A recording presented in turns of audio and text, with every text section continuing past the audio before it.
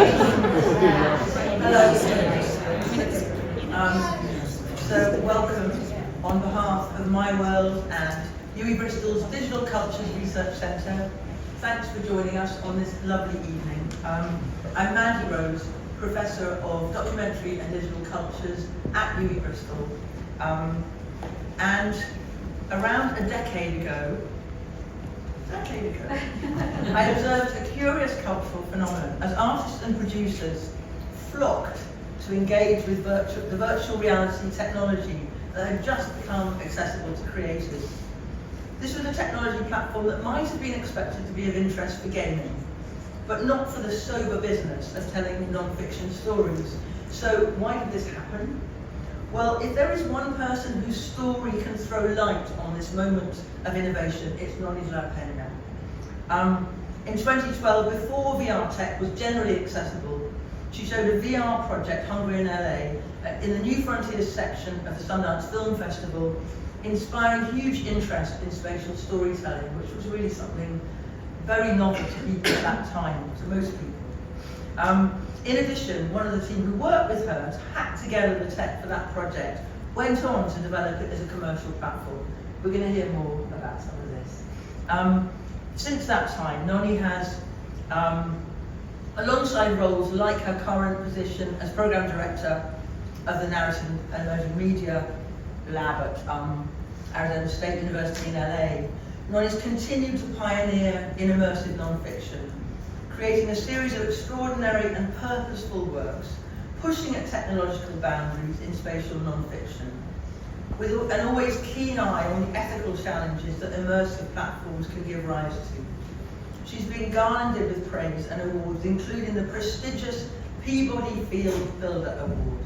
So it really is a great pleasure and an honour to welcome you, Nonny, this evening, to hear more about your journey in immersive storytelling. There is going to be a Q&A after the talk, so please hold those thoughts to ask afterwards. Yeah. So welcome, Nonny. And really, I also, Mandy was actually a really important part of my journey because Mandy convinced me to do some writing for a book that we put out, and that ended up being one of the chapters of my PhD dissertation. So I'm really grateful both to Mandy in general and for my own time, and also for the incredibly kind invitation to come here to speak to you all. All right, I'm going to go ahead and get started. It would be terribly helpful in giving an avenue for that, and then hopefully. So, can you convince your computer that you're human? This was a friend of mine, Peggy Wild's project called Blurring Test. Rather than can the computer convince you as human, can you convince your computer that you're human? And you're going to have to think beyond the CAPTCHA and little sliding, street lights and bridges or motorcycles that you have to do on the computer. Think something a little bit deeper. Like if you had an AI kind of being that you had to convince you were human. So as I do this talk, I'm going to come back to it at the very end. So I'm going to go on from there. This has been a real couple of days thinking about multisensory. And one of the early projects I did with Mel Slater was embodying the robot. Nice to meet you. Molt de gust. Welcome to Barcelona. Benvinguda a Barcelona. I don't know, Nonny, if I could ask you to raise your arms. A veure si pot aixecar els braços. Ja veieu que els aixeca. Keep them up, because now we'll show the robot. I ara anirem a veure el robot. Ja veieu. Can you move them a little bit more? A veure si els pot moure una mica més. Up and down. Doncs ja veieu que el robot reacciona perfectament amb la Nonny. Nonny, I'm ready to interview you now for a few minutes. Li farem una entrevista a la Nonny per veure què li ha semblat aquesta experiència. You're a journalist, ella és una periodista, i fa una estona entrevistat un científic de Barcelona. You just interviewed a researcher from Barcelona, but in a body of a robot. What was that experience like? So for me, it starts to feel very natural after a while. Occasionally, there's some problems with the head if I move too fast. But beyond that, very quickly, I'm there in Barcelona with you. This is what it was really like on the other side. Really hard work and exhausting and very difficult to drive that robot from afar. Now, I'm gonna go back and pass now, and it's kind of tiring for me to talk about myself, so forgive me. You've already heard the beginning part, but hopefully it'll lay out the new stuff as well. But it's probably going to feel telling you about some of the old stuff as well. But anyway, let me tell you a little bit more about myself. So a friend of mine asked, OpenAI, what are my top awards? And I came out, spat out these 3 awards. You already know I'm on the Peabody, everything else is a lie. And in fact, he was trying to transcribe an interview with me for a book.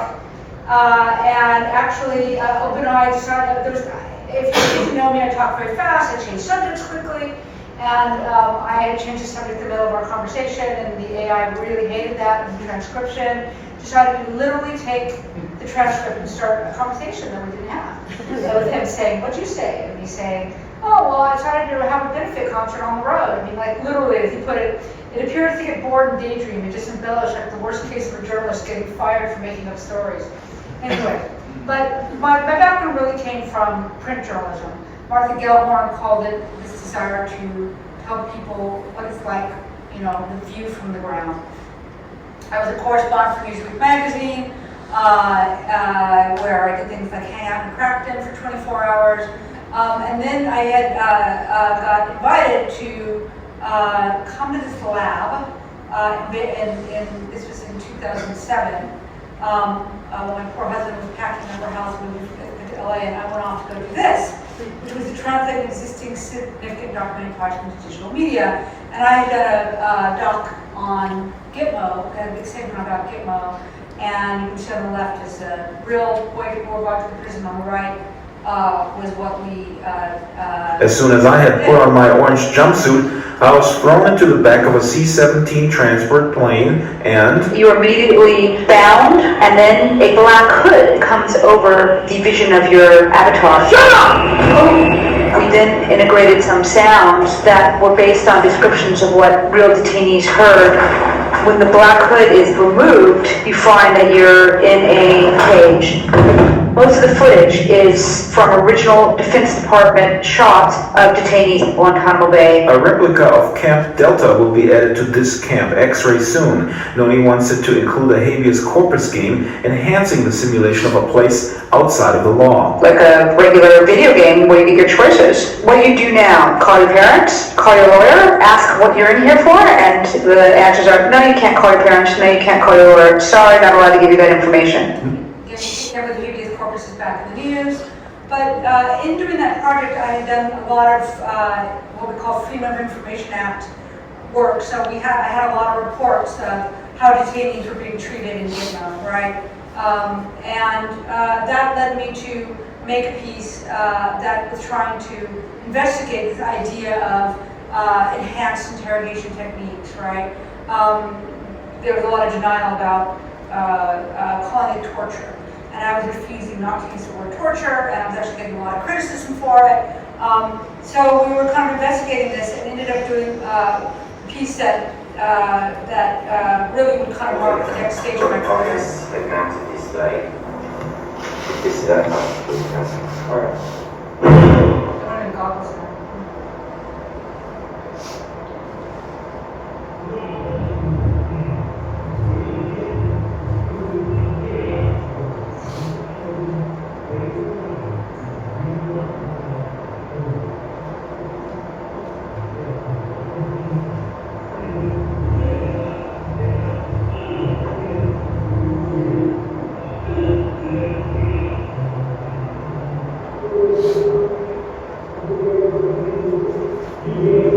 So all audio you're hearing got changed from a real interrogation log from the sergeant told the detainee to stand up, sit down, to we had an actor reading, sit down, stand up, right?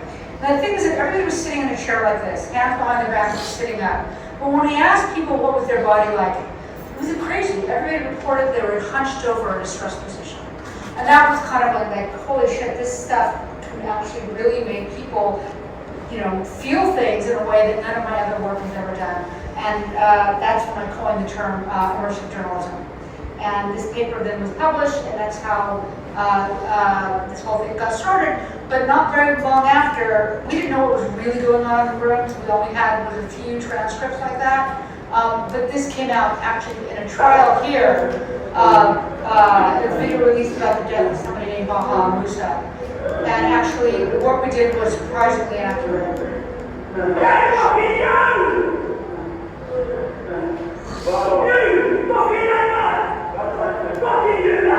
I apologize, some of my work is pretty bleak, but I don't know how else to shine the light on some of this stuff.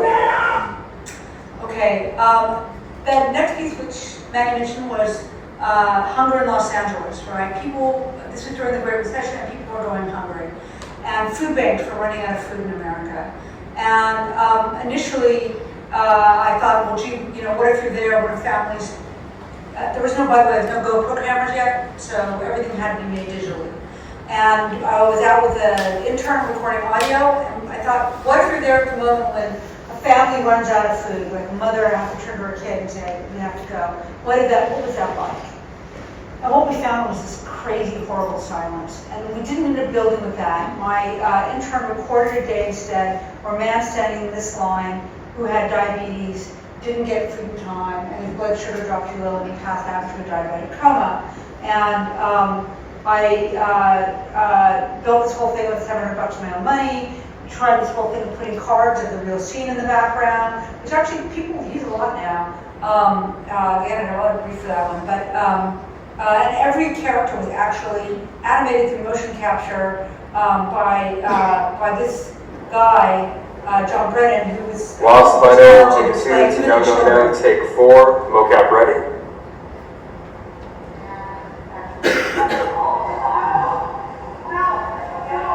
This is playing the head of the food bank, who was so overwhelmed, and somebody tried to steal food at the moment when the man passes out, and everybody's just running around him, and somebody sneaks around the back to get food, and the woman running the food bank, anyway, he's playing her, which is extraordinary. And this is a piece I got into Sundance. The only headset at the time was the Wide 5, and the head of the lab was like, forget it, that's not going anywhere, $50,000 a pair. So we started making headsets in the lab, and those black dots you can see were basically where your eyeball should be. And we were arguing over where the lenses should be, because I had a really skinny head and he had a really big fat head. And I like calling him a fat head now, but anyway, that's Palmer Lucky. His headset.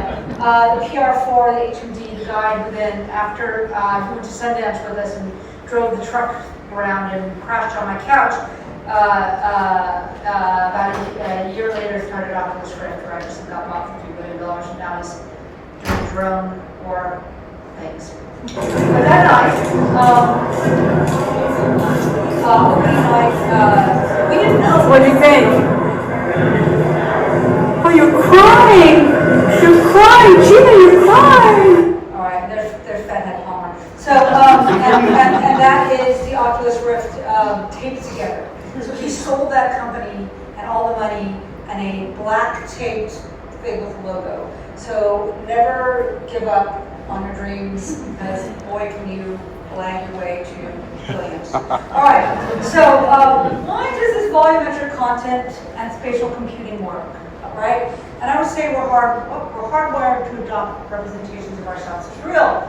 In this image here, these characters were either donated or I bought some of them off the internet, right? Some of them already animated. And I had people say to me, oh, I could tell that was a seizure victim because his knees were all scratched up. Or I could tell the lady in red who played the person stealing the food. Somebody said to me, oh, I could tell she was a heroin addict by the needle marks in her arms. That's completely made up stuff that people put into the scene. It was pretty extraordinary. This actually made the TV news in Los Angeles. That's the Virgin Mary in a tortilla. Surely you can see it. Come on. You can't see the Virgin Mary. All right. Anyway, so but this thing is pretty well documented in studies. This is back in 2006. They gave some people an ability to look at a 3D model of an ear versus a flat ear, and those that looked at the 3D model were the intervention group. Their mean score was 83% on a quiz about the anatomy of the ear versus the flat folks who only did 65%. This is an older study where they put people they were trying to work on brain-computer interfaces. They were trying to help people who are paraplegics walk again, and they have them in a headset, and they were surprised a year later. The people were actually, by imagining their bodies, were starting to have synapses be returned. And it wasn't that they could get up and walk, but they could control their bowel movements, which was a big quality of life. I thought, okay, this is a really old study. What happened with all this? And for this talk, I would look, and sure enough, there's a group in Australia who've been working, actually using the same thing to help paralyzed people walk with some success. Okay? So I'm talking about three key concepts in my work that I talk about: duality of presence, space and place, and embodied digital rhetoric. The first is this duality of presence, which part of what we're talking about. Is that on today? That became part of our conversations. What does it mean when you put on a headset and you're taken to those places and you feel like you're there? You know you're here, but you feel like you're there too. And that was something I saw over and over, even in the early Sundance with our crazy ass, even the duct taped headset, where you could see out the sides, and yet people were very engaged with the person on the ground. And this is a piece that also I try to use that to create some sort of connection and empathy. 40% of homeless youth come from the LGBTQ community because they've been thrown out from their homes due to their sexual orientation. After I gave my talk at TED Women, the actress Sara Ramirez approached me, and she really wanted to make this piece about homelessness in the LGBTQ community. In collaboration with the True Colors Fund, I was lucky enough to begin working with them on finding the right material to tell the story. We ended up using the audio of Daniel Pierce, who was thrown out by his own family, and he happened to record the terrible conversation that ensues. Oh, just get off of me! What's wrong with you? What's wrong with you? So by putting the audience in the middle of this physical moment, using the motion capture, putting on digital characters, and then making it life-size so it happens all around you, is so startling. Suddenly this thing you've heard, which is disturbing enough, and maybe you've watched video of this type of scene, but if it's there and you feel physically vulnerable, you connect to Daniel and to what he's going through in a way that I don't think any other medium affords. So Daniel really wanted to see this happen, and we worked very closely with him in setting up the rehearsals. He decided not to be there on the final recording. It was too hard for him. He was deeply engaged in the entire process. And I do at the end also, we did volumetric capture of folks who'd gotten to the other side after being thrown out by their families and been homeless, to give some messages of hope. And I'm always grateful for the kind of collaboration that I can get in some of these things. So after making those crazy ass headsets, because after Palmer started Oculus, he started making this sit-down only headset, and I had to start 3D printing stuff. But before I did that, I actually ruined Oculus number 154 by taping trappers to it and stapling them on. And it made you sick. So I had to go into making my own headsets if I wanted to create what I felt that strong duality of presence of being able to walk around. And at this time, we also were working on controllers as well. I had to find this very expensive motion capture system. I found it in a bankruptcy sale for $7K. And why? Because I want to tell stories about people like this, who was brought to the U.S. as a young boy, Anastasia Hernandez Rojas. This project ended up being the first VR piece shown at Tribeca, and tells a story of how he's, during the downturn, he can't get any money, so he can't work, no money. Mother's Day, he steals a steak and a bottle of tequila for his wife. He gets caught, he gets deported, and then the Border Patrol beat and tasered him to death. And BuzzFeed had us come in to show this piece. Now, I would never do this like I did this piece again, in that they made us show a piece to some of their employees without telling them what the subject matter was. And I think that's a real violation when you're showing them somebody getting beaten to death, essentially. So I would say those are some of the things that I've learned. If you want to watch the whole reaction, they were pretty, it was pretty amazing. Now, particularly at that time, I could only show these pieces at small festivals with, as somebody was talking about yesterday, small throughput. But that video that BuzzFeed had got us nearly 1 million views about a case that otherwise was completely buried. And I think that was really important, including all literally the comments. And I think discussing race in America in ways that back and forth, that was super, super interesting. Of course, there was a few folks who stumbled onto this. I Googled use of Force VR, expecting someone being a Jedi VR, not what I expected.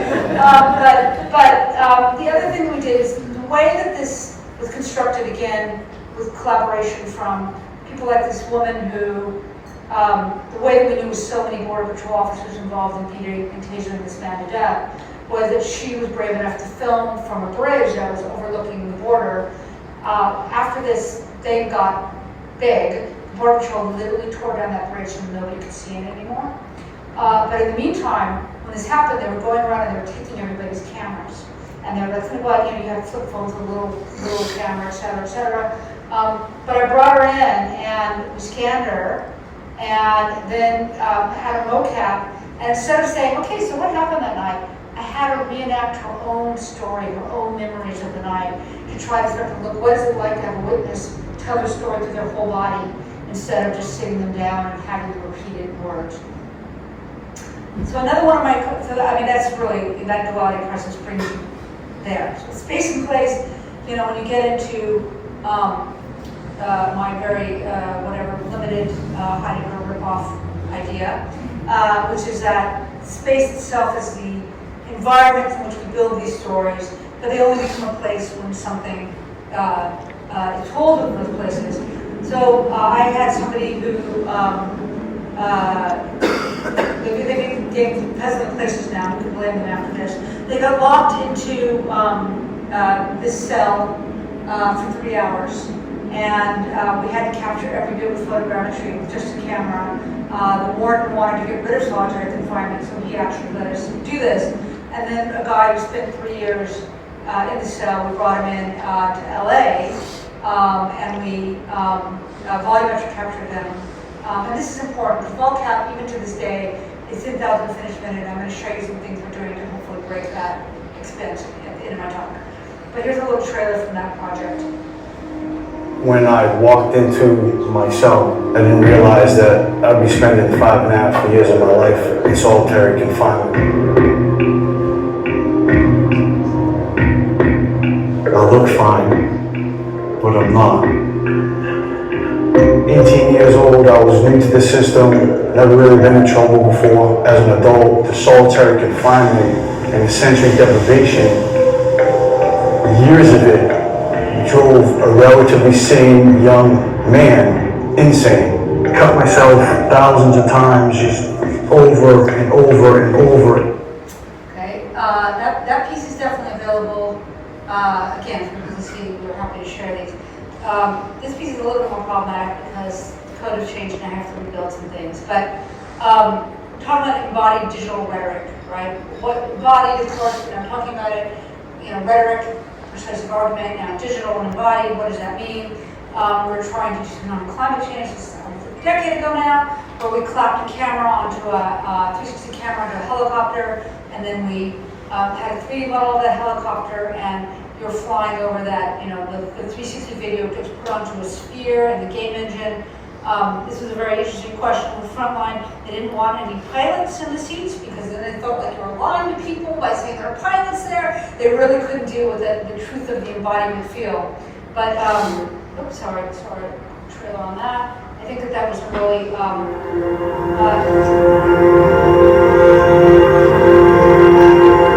Well, when you look at the glacier like that from vantage point of an helicopter, it looks like it's going to be here forever. How could it possibly go away?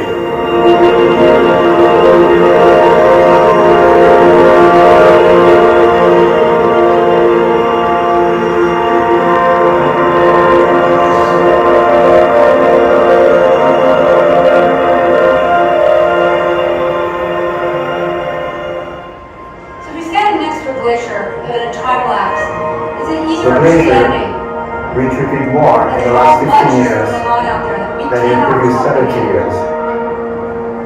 We'd like to know why.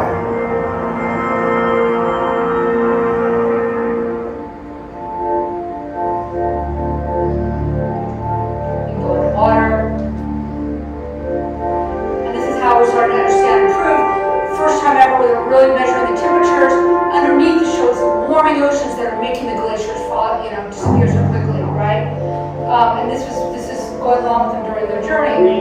3, 2, 1, drop.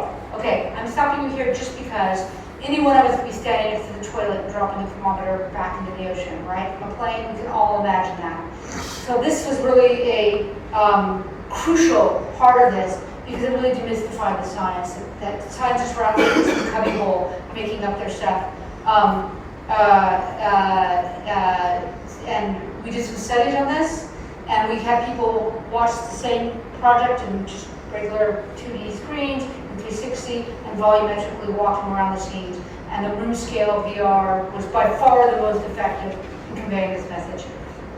I have worked certainly in 360. We did an incredible piece about children in the Sudan mountains. I'm sad that this piece hasn't got more play because the Amazon, the client problems.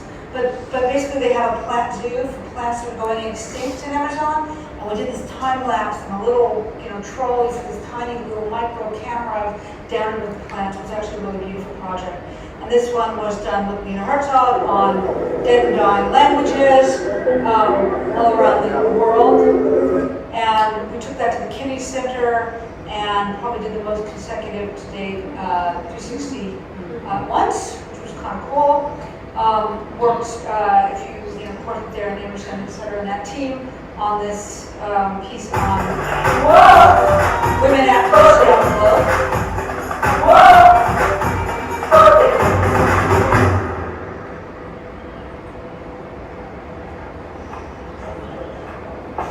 The hardest lesson I've ever learned? I was 8 years old.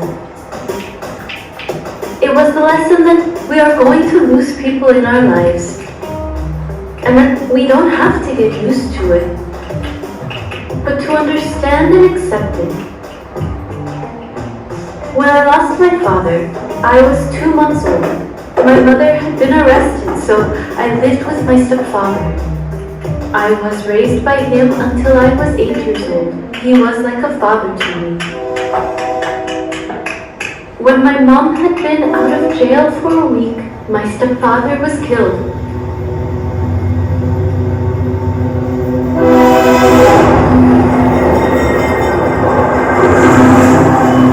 The lesson is to accept that all of this is to make us stronger.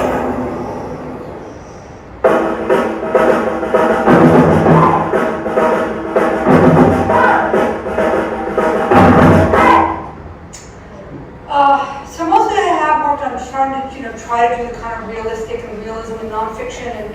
And this was a piece in which we're trying to get a women's history museum in Washington, D.C.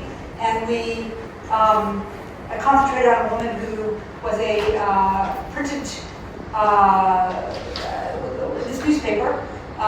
She was also the first female postmaster. And when we had the first Declaration of Independence, it was considered the official one because if you signed your name, it was treason. So this was the first signed Declaration of Independence. So Mary Catherine Medard, she actually put her name on it for the first time. She actually signed the U.S. Declaration of Independence from the British. Anyway, inside that book. But she also left everything to her slave, freed her in Baltimore, which was major slave territory at the time. Here's the slave that was free. Maybe came through Bristol. But to get a revolutionary era printing press is very difficult and expensive, but we found somebody who had a museum, and they let us come in and scan it and do the photogrammetry. So we could put the volumetric capture and photogrammetry together. And I think, as far as I know, it's the first piece that ever got done. The whole words in there in general is fascinating. I used all of her written words to inform that script. And then did a piece on, as things have gotten better and better, volumetric capture. It's a very, very strong spiritual connection between me and music. I went down to the St. James Infirmary.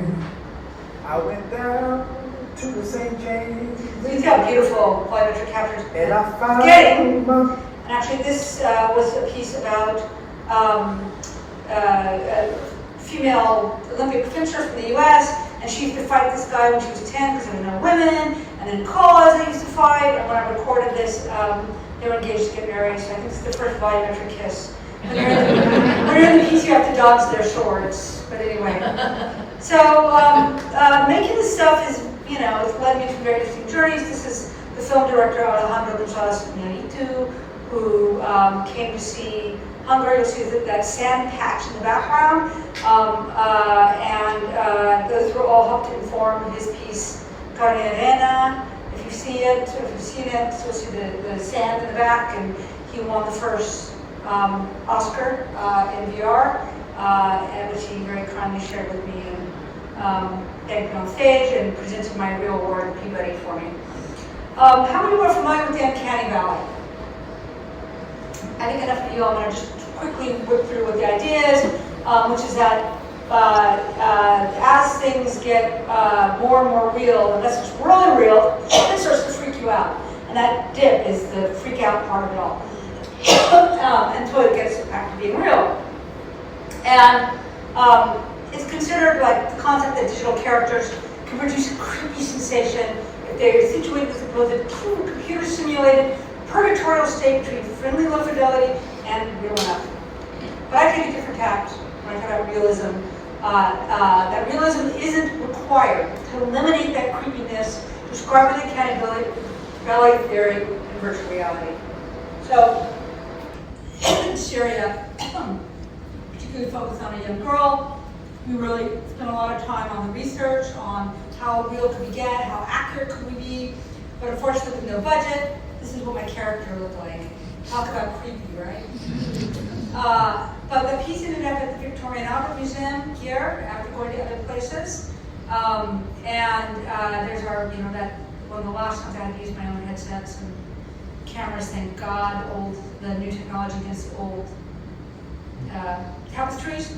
But after it was done, we had 54 pages in our guest book of people just outpouring their emotional feeling about the piece. The museum curator called it, unprecedented, absolutely, completely immersed, fascinating, something you'd normally see on the TV news, totally believable, blah, blah, blah, blah, blah, including from a woman who said, this was a very difficult piece to experience as a Syrian and his family still living in homes.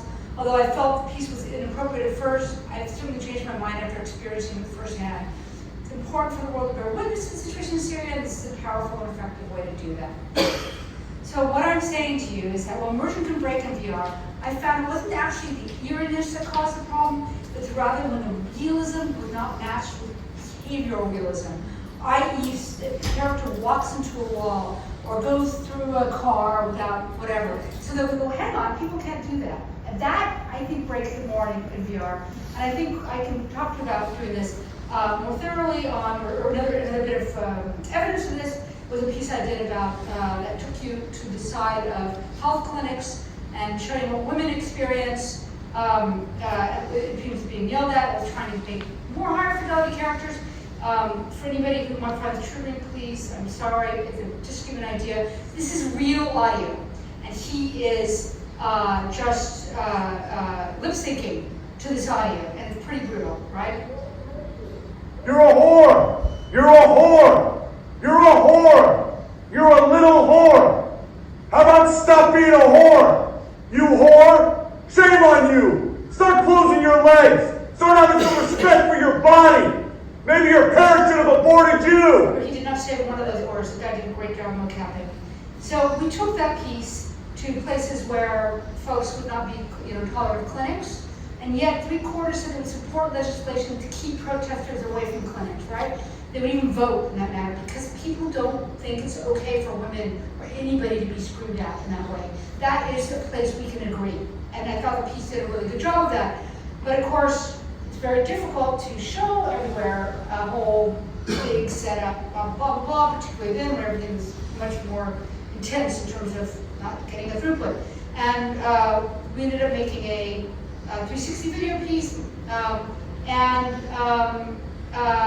When we took it to the Sundance Film Festival, on one hand we showed the full walk-around version, and even the reviewer from Yahoo was saying, there's no uncanny valley when you're being screamed at and told to run and invoke God's wrath. However, for the Gear 360 video version, it felt contingent that takes away from the overall seriousness of the subject matter. Same characters, same thing. It's whether the user was able to walk around the scene or whether they were fixed in one position. even though everything was the same. And it's that sense of presence, I think, and that gets violated rather than the fidelity to realism, or the lack thereof, that really break the connection. And I say, think about user embodiment and don't worry so much about necessarily all the quality of your graphics if you don't have big budgets. I'm trying to encourage you all to do your own work and not be afraid by it. And, as we get back to the Uncanny Valley and robots come around, yeah, I do not want that robot anywhere near me. And so this is the ones people are trying to make. Anyway, also for people to try to say to you, there are tools that make it easier. This is totally bootstrapped, so forgive its problems, but try.reach.love is a button-based system that will let you make volumetric content, and you can author yourself, and you can share it on the web for a computer, for a headset, for your phone. It's all, as I said, button-based, and you can publish, and headset optional. So how did I use it? Well, I worked on a piece about a kid who was put in one of the American concentration camps. We put Japanese Americans in during World War II. He was an incredible, incredible thinker, had a beautiful diary while he was stuck here in one room with his family, did these drawings that we made in quill that we animated, and it was embedded in the Guardian, and they'd asked me to, interview me, and I'm like, look, let's put this WebXR piece. It's just like a video, but it's volumetric, and let's put it in the paper. Like, all right, here's a code, and as you can see, you're able to look around like a 360 video, but you can use your WASD keys, your arrow keys to go through the space, and that's a scan of a real barrack that we actually then put the family into that scene, and then if you hit the VR button, you can walk around in a headset. 45,000 views. And I just want to shout out to the Japanese American National Museum, because in the middle of these attacks right now by Trump, they are not backing down. And you can try Reach, like I said, they have it available. I used it in 2020 for a piece that I wanted them to embed in the South by South thing. Looking forward to being back together in 2021 after we stomp out this bugger. So I put myself in front of this green screen, right? And then recently I asked Midjourney to take all the green away from me, and rather than take away the green screen, it turned me into a buxom blonde. Because all hail the great hallucinator, and you have to be careful. Happy child white, happy person white, small child white, amazing student wanted a more professional headshot white. It doesn't matter if you're Mexican in Mexico or Mexican in the US, you look like a Mexican with a sombrero. And don't think this is going away. Just the other day, I saw this on a booking from Midjourney. This is somebody else that asked for this, a stylish modern songwriter, white dude. And Levi's was, instead of trying to hire models, like, look, we'll make more diversity, but not paying diverse models. And, as my friend Robert Christian said, you gotta think about the household AI was raised in, right? It's just, there are all these embeddings of, he gets to be a physician, she gets to be a homemaker, do you know what I mean? It's pretty, professor or assistant professor. Again, what's associated with women, and this is what the AI is being trained on. How many people know this one? Father and son get in a car crash and are rushed to the hospital. The father dies, the boy is taken to the operating room, and the surgeon says, I can't operate on this boy because it's my son. Can you explain why? Everybody know that answer? Yeah. Kind of, maybe, sort of, some of you? I might then get into this. For time-wise, I'm going to move on and just tell you, of course, the mother's the surgeon, right? But this is a great one. It's a pretty great thing. We also, a friend of mine asked, who are the leading women in VR? And number 7 is a man. And Amazon tried to use an AI tool for recruiting, thinking, okay, it's got to be non-biased. We don't know if it's a man or woman. But apparently, men were putting the words execute and capture on their resumes, and women weren't, and they were hiring men. And of course, we have to worry about AI launch and news, right? I'm a little bit joking about that, but not totally, right? And I, on the other hand, use AI for pretty much everything I do in Makeup, right? It's completely integrated in my workflow. So how? Early AI, I worked many years ago on a cover story for Newsweek about Lyme disease, and then made a VR piece about it. And I wanted to do something about this doctor who'd been chasing protecting patients who are being accused of making up their symptoms after they've taken antibiotics.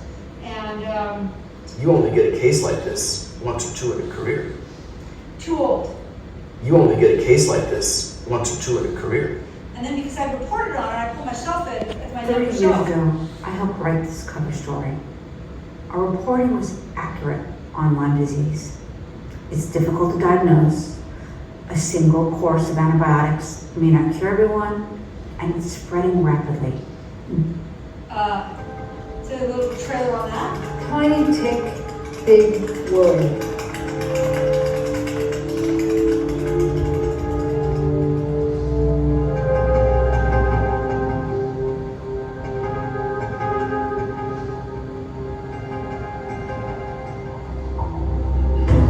Things that have long Lyme, people don't think it's so implausible. But for decades, people would just tell patients like Vicky, go to a psychiatrist.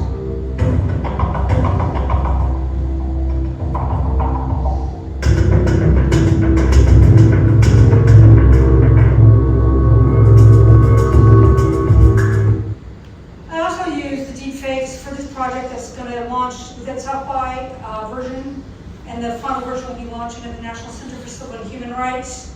It tells the story of the Atlanta race, what was called the Atlanta race riots, but actually was a massacre. And this was a guy who was a newspaper editor who wrote this incredible treatise about what happened. He was run out of town for publishing about it. But some of you may be familiar with one of our more important thinkers, W.E.B. Du Bois, and he was there, and this is how we made the deep fake of I'm Du a Bois. Vietnam. I never shot a bird nor killed a rabbit. I never liked fishing, and always let others kill even the chickens I ate. Most of my schoolmates in the South carried pistols. I never owned them. I could never conceive myself killing a human being.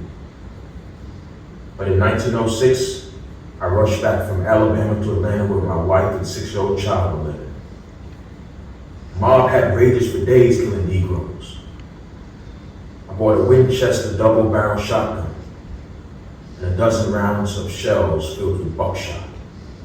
If a white mob had stepped on campus where I lived, I would, without hesitation, have sprayed their guts over the grass.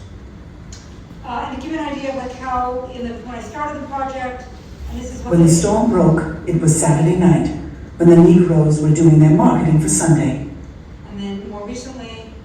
When the storm broke, it was Saturday night, So when it's the getting better Negroes and were better doing in their terms of marketing for quality of Sunday. what you can do, right? When the storm, And this piece just won Tally Award, and that's kind of fun for some of its technical achievements. But when Bourdain, they did it up in Bourdain, they used AI to mimic his voice. And when I first made the Please Believe Me project, I was saying, like, do we want our character Vicky? Are we going to see her as a deep fake? These are my mini medical records. They go back. That's obviously my voice was testing it, and my developers were like, no way, it's unethical, you can't use it, you can't use it. Well, you can see with the Du Bois one, it worked quite well. And I'm not sure, I kind of thought Vicky looked cute alive, and I sort of was sad that I pictured her kind of dead and animated and not, I don't know. I'm not sure that I know the answer to that question. Right? Or while the video is playing, you can move your viewpoint around freely in 3D space. And what's special about this equipment? Well, it's 45 cameras which are Genlock and timecode synced, and that's really important because we're rolling video, but all the cameras have to be firing their shutters at the same time so that later we can match it up in the 3D software and matching up all the exact moments at the same time.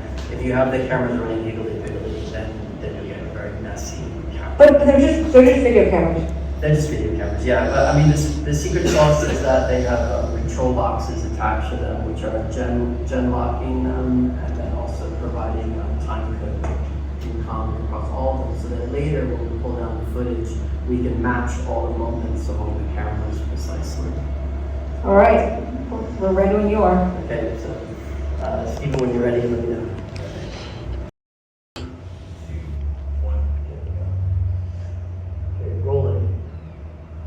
So we have this process in about 40 minutes.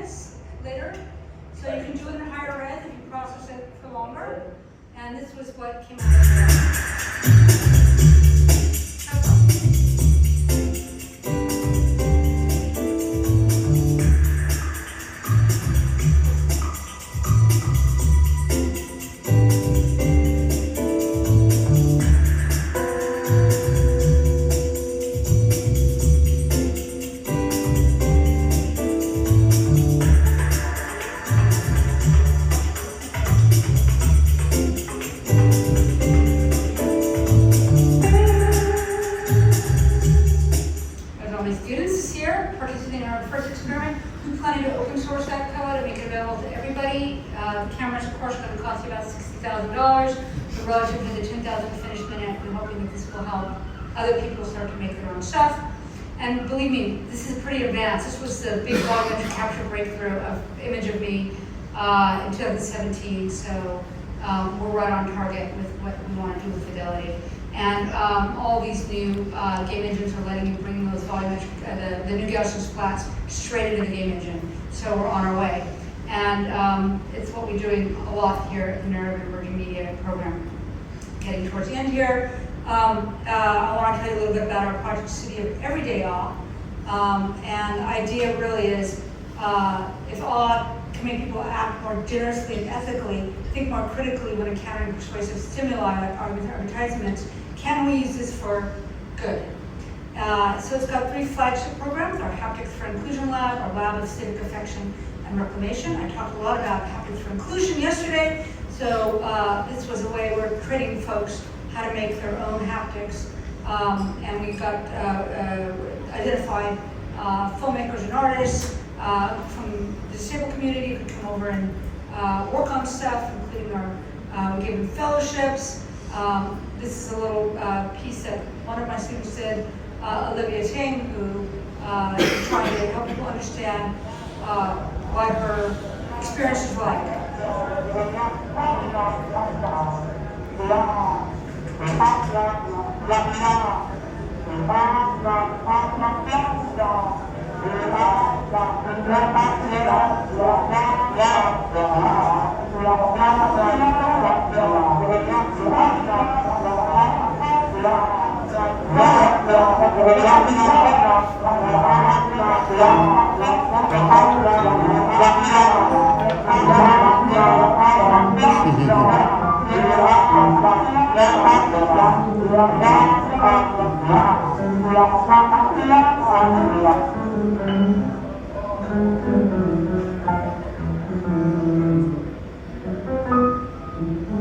Anyway, this piece uses this idea: can we use co-creation to help with cross divides?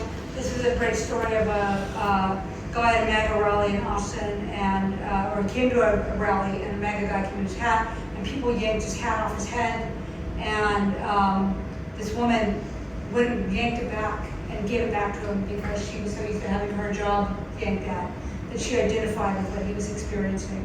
So there are lots of really interesting ways. In Germany, a news site, My Country Talks, really brought people from political opposites together for one-on-one conversations. This lab where we're going to be building out through the year on trying to get people to come together and build each other's places of awe in virtual space. So that I help you with yours, you help with mine. Together we're tied by that thing we made together, and then if we keep showing it, do we keep that connection going? We'll find out. The other thing is the project Reclamation, which were identified 14 places that are discarded in the US, in Los Angeles, and we're training community members how to make a digital twin of it, and using architectural models, and then Gaussian splats on top, right? You can see what the Gaussian splats look like with all the different plants, and then we are running simulations like sunlight, what do the plants need, etc., and creating a platform people can run their own simulations, and then you can see kind of the algorithm in action with the human form going through these spaces. And this is my wrap-up thing of what we were doing for the LA fires and Gaussian splats.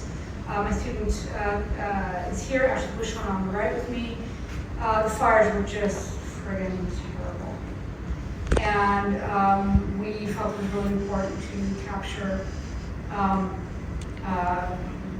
you know, what I had a really bad fire 2 years before, and my captures, my scans have been very helpful on many fronts, but also having a documented of the history of what happened means that it can't be forgotten so readily.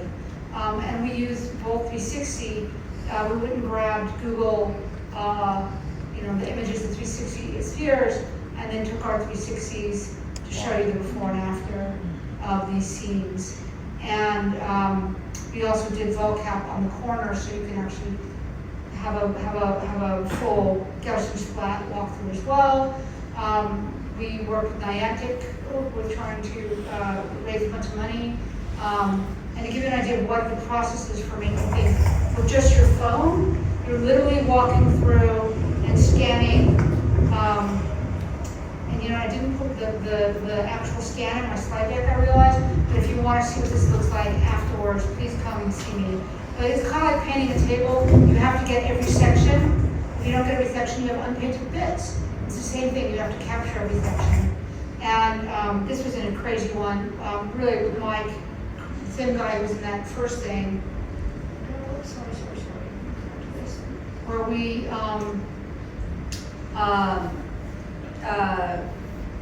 used that pole with 4 cameras to walk around what was a former Bank of America bank building in the Palisades.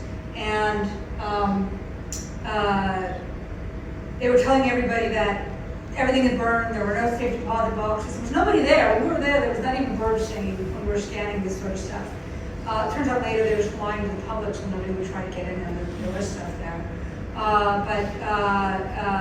I invite you to invite Ashley who's here to come and teach you, because she was teaching my other students here.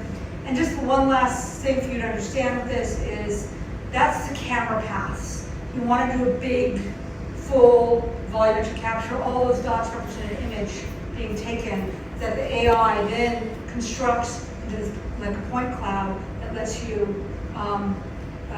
you get an understanding of all the stuff that's being captured by the cameras.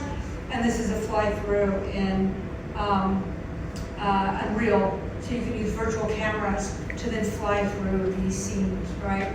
I feel like I'll come back to this slide, you can put it on later to get, if you want to look at all this stuff. But I want to wrap up first, before I bring that back up, with that question, of course, what makes you human? How can you convince your computer you're human? Anybody after that long talk still have an idea what that might be? So bizarrely, when Peggy made this, she had these incredible logs of people saying, my cat bleeds. Well, I bleed. Humans bleed, or whatever, right? But the one that got me the most was somebody said, I know that I'm human because I can find your creator and murder her. Right? So for a long time I was like, well, maybe that's the thing. But I then realized that, placebo tests, placebo, like AIs, placebos don't work on AIs, right? And in fact, they found that if you administer a placebo with kindness, it's way more effective. So my last thought in all this is that kindness is a real thing, and I know I can get hangry, but hopefully I can be more kind than hangry. So I'm going to leave this up. If you want to see, I gave over the Immersive journalism site just to all of our fire material, and that is it. You do something worthwhile that is just extraordinary. I can't think of a question that whipped through all that. But actually, just let's talk for a moment a little bit more about the enterprise material, because that is just so fascinating. And I'm kind of curious about what that material means for the people in those houses now destroyed, and if you've actually, if you've had encounters with that material that have been interesting, what kind of purposes do you see that material having? So, because I think the easiest way for me to do this is to show stuff. I always want to case. I can get it easily. I'm going to show you a scan I did of my own fire back 2 years ago, right? This was when your electric bike factory burst into flame. Yeah. Seeing it on social media. Yeah. So Let's see shocked, if right? it's got the other one. No. Just see behind. I did. Hang on. Logging really fast. And the reason why that's important is because I'm going to show you 2 things that's going to give you an idea of how important these things are. Got lots of the fire stuff up here, a lot of stuff I had to process. But if you look here, this was because of COVID, I moved everything into this 2-car garage studio, and so I kind of lost everything. Anyway, if it does load, I'll show you. That in the back of the stuff is tiny, you can barely see there's an arm of a couch. And the insurance company was like, there's no way there's anything in they're that big or whatever. I don't know why they denied me that truth. And I was able to, oh, whoops, we're not sharing screen anymore. How is that possible? Interesting. I'm sorry. No, don't worry, but I'm not quite sure. Okay, then got it now. Yeah, I'm sorry. No, sure. Well, I can see a capture. All right, well, whatever. Anyway, it's pretty bad. And so I was able to show this arm right here. I'm going to be able to do this as well.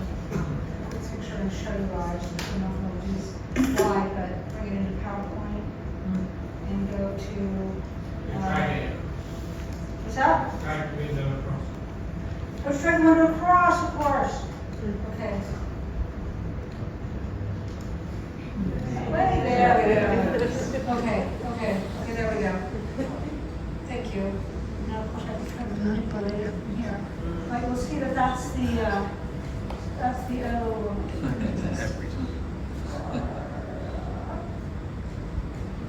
Yeah, it's pretty bad, right? So if you see, I'm trying now, there is a arm of a couch in here somewhere. Yes, there it is. See it right there? And they were like, oh, there couldn't be in there. And sure enough, there was my arm of a couch and they had to pay on it. And so that was, for me, so like part of my now 2-year battle with the insurance company. And so we're offering scans to homeowners who then, you know, and also you can kind of process because every once in a while when I think of my stuff, at least I have some sort of weird memory of things. And the other weird thing here, or the big thing here for me, is that there's this blue card on here. You should be able to see it if it come around well. Sorry, y'all. See that blue card? See that blue right in the front? Down here in the bottom? Yeah. Okay, so what that actually is a card that,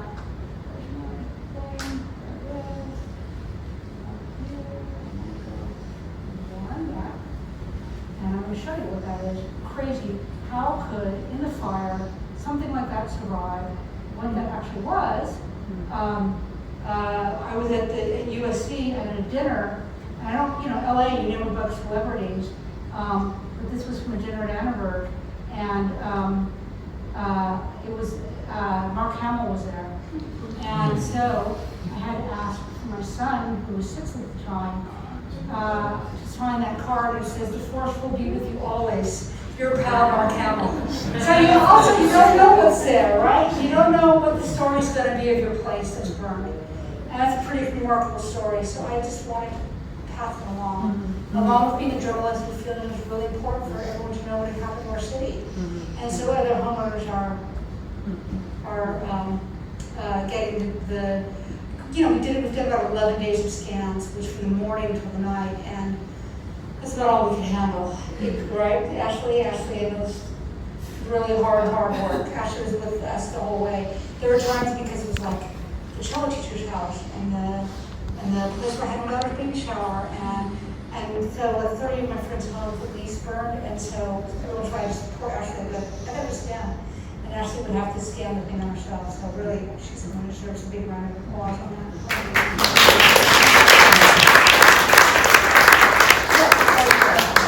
So I am going to, we don't have long, we're going to be out of here by 7. So I want to open out to questions from you all, and Amy's got a microphone that can rove. That was incredible whirlwind through an extraordinary career. I was really struck by what you were saying sort of midway about the importance of the embodied experience and how much more important that was to people than photorealism. And I also, I guess, noticed in the talk that the sort of technology roadmap for many of these things is to make them still more photorealistic, and still strive for convincing deepfakes and you know, before you get to fact extraordinary, but it is extraordinary kind of because of its stretch towards relatable photorealism that's indistinguishable from reality. So I guess my question is, if we still think that the user embodiment is as or more important than that, like what are we missing? What should we be investing our energy or efforts or time in if we still think that's important, other than trying to make things kind of high fidelity? So, you know, because I come from that journalism background, I can't help but be striving towards, but I think also, I get fascinated by the possibility, and so I can't help but push myself towards, what if we could, so let's try that. But the reason I bring that up is because, you know, I still have a $60,000 camera setup and I've raised the money for that, and I'm you know, barely just starting on that. It's gonna be a while before it becomes a universal tool for everybody. But I don't want people to be afraid to experiment and work in the space. And maybe that's what they need is realism, and maybe not.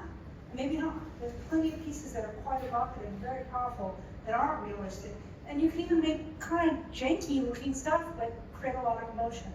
And that's the thing, that there's lots of room for creators here, and that's really the point I want to make. And I'm you know, I'm sure some of my stuff is still janky, So, anyone else? I noticed that you don't tend to talk so much about putting someone in someone else's shoes, but you tend to talk about witnesses. So I'd be interested to hear a little bit more about the idea of witnessing as an immersive journalist, and also I like this idea of duality, that it seems you're also interested in people being aware of their own body as well as being embodied. So I'm interested in, like, there tends to be an aim for people to feel like they're there in the virtual environment. I'm interested in that idea that we're also aware that we're still here in our own bodies, in our own experience. Yeah, I always have a little bit of trouble with that here. Okay, we're going to put you exactly in their shoes, you know, and you're going to feel what they feel. And yet, like when you walk down that line, you have to walk the gauntlet while somebody's yelling at you or yelling at women, right? You're not specifically any one of those women, but you are participating as somebody who has to pass through the gauntlet and get yelled at. And again, the studies on that were quite significant, and how people are like, oh, I didn't even realize how bad it was, kind of thing. So it was effective in trying to convey what was happening to people, but not necessarily saying you are that person. And I think that that's one of the distinguishing things that I've kept in my work. I just felt like it was, you know, yeah, you could be standing there dropping the thermometer in the back of the toilet and doing this research, right? But you don't necessarily have to be him to understand that part of the story. I think there have been some amazing pieces made, so I'm going, which one of those would be kind of really in the shoes of somebody? I just haven't been, you can create connection and empathy, and I really do believe this medium is different for empathy. It just has a very, very different medium than anything else I've ever built in any other way of trying to connect people. That's the medium, you know, it's a magic wand you put on the headset, and it's all, you know, you're going to get exactly the connection with the story that you want. The house is still, spend the time making a good story and constructing in a way that is effective and conveys what you want. But I do think it's a really, really unique and interesting medium. Just in that whole thing, you can feel like you're somewhere else at the same time. How crazy is that, right? I mean, you can always tapping into something of just listening to stories, right?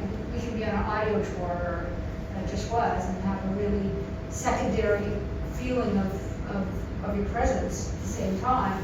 And just tapping into that is just also using a lot of other elements as well. Cool.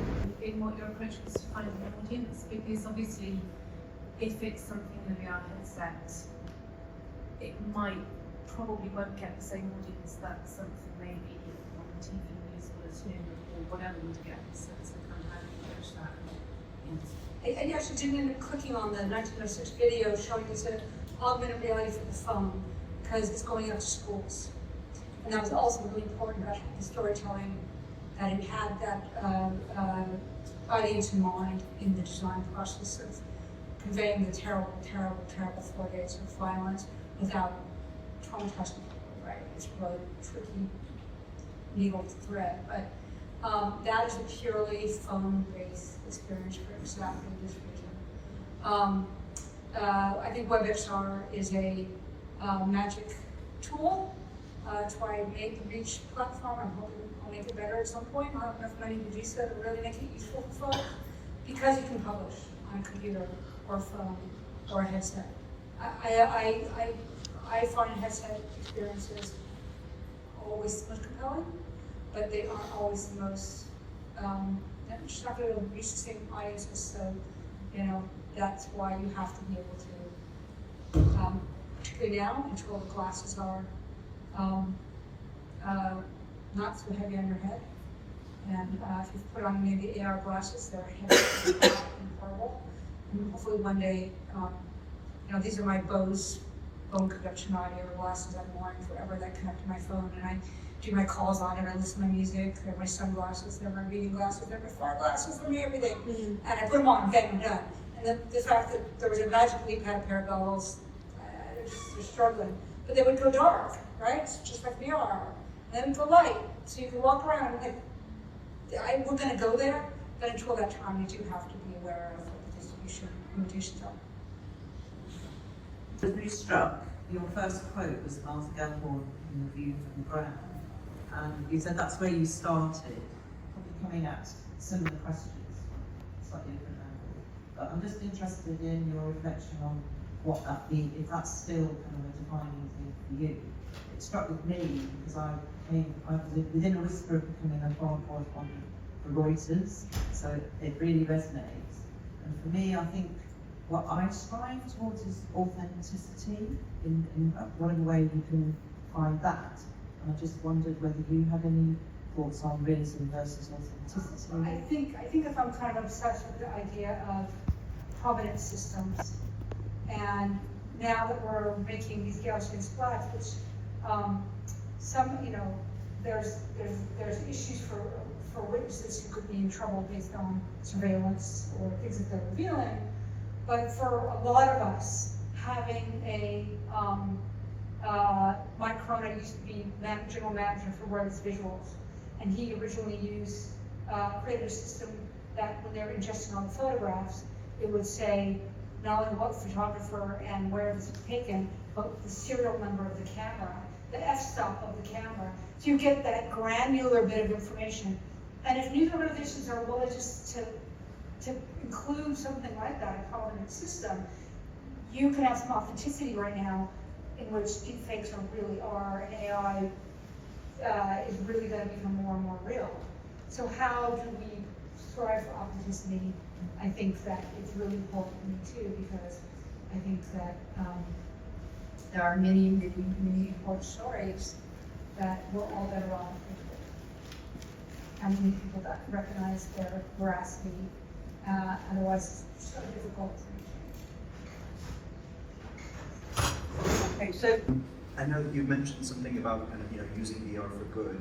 And it's interesting, even if we're able to increase throughput and, you know, have audiences of, you know, millions, the numbers don't necessarily always lead to change. So I don't know what kind of strategies, if there's anything that you could kind of shine light on in terms of like strategies for impact. Kind of if you really want this work to lead to change, is there anything more than just getting lots of eyeballs on it that you would recommend? Well, first of all, I'm going to shout out for GOG. I'm on their advisory board. So Eric Schmidt of Google's wife, Wendy Schmidt, obviously a billionaire in her own right, has started a new initiative called the GOG, XR for Impact. And we have about $3.5 million a year. She's committed to quite a bit of money. And in fact, on Tuesday, I'm giving out, you know, I'm part of the team judging another 10 projects every quarter, usually under 100K. But it's amazing to think that that kind of money is going into impact right now. And I'm hoping that what that also does is sort of say to other folks in the tech industry, oh, if Schmidt family are interested, the Schmidt Family Foundation is funding this, maybe we should be interested too. So that's one thing, like how, you know, resources are always hard in this space. And the idea that there's more resources going in, oops, my hands, I don't want to fuck my hands. Anyway, so I think that's an important part of that equation. How do we make impact? You know, unfortunately, we need the dollars to get it out there. But the main three things are they're supporting our Black creators, Indigenous creators, and environmental stories. So those are the three main things. And I think they're going to broaden that a little bit, but right now that's the main effort. So the other thing is distribution, which you also talked about. if you know Sarah Willows at MIT, Dr. Gates, but I know she's sort of leading this. I've totally signed on to it. At least 25 other people have. How do we create our own distribution system away from the big tech companies so that we can, you know, have stupid sign? You know, how often did it stop you from seeing stuff on the Oculus Meta situation? Or, you know, so that was saying, and I was saying, well, maybe we should try to resurrect, you know, we might be all burned, but 3D printed goggles. So people can start making their own goggles too, and we're not beholden to the tech companies. So I think that might be one way that we can start to see impact is if we take control of the distribution systems ourselves. Fingers crossed.